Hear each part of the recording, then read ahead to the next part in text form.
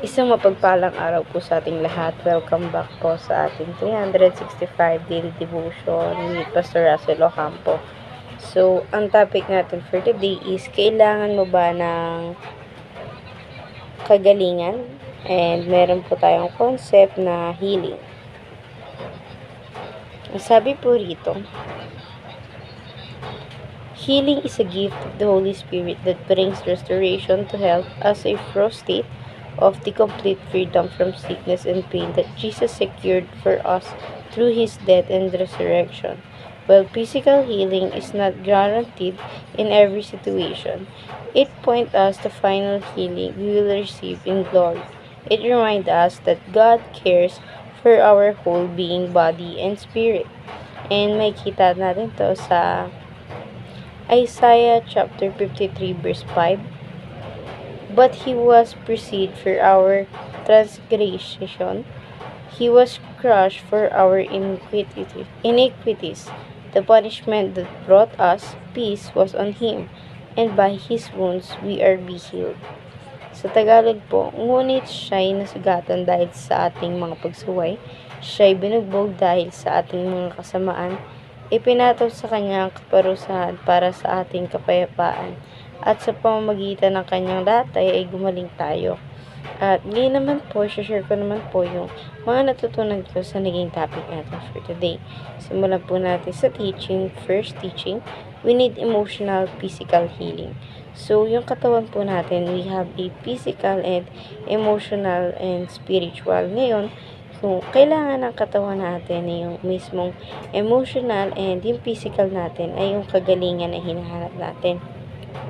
Dahil alam natin na lahat ng tao ay nasusugatan, hindi lang sa kanilang physical na anyo, kundi na rin sa kanilang emotional health.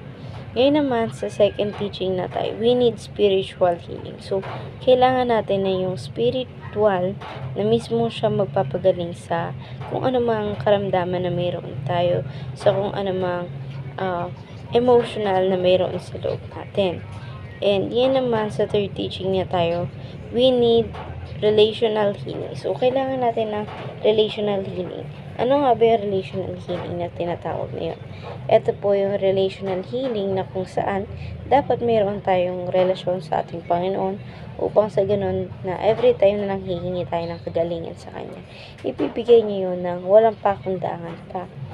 And ngayon naman sa application na tayo, first application, be an agent of healing. So, tayo rin yung maging mismong kagalingan ng ibang tao, lalong-lalo na sa mga emotional health na nararamdaman nila.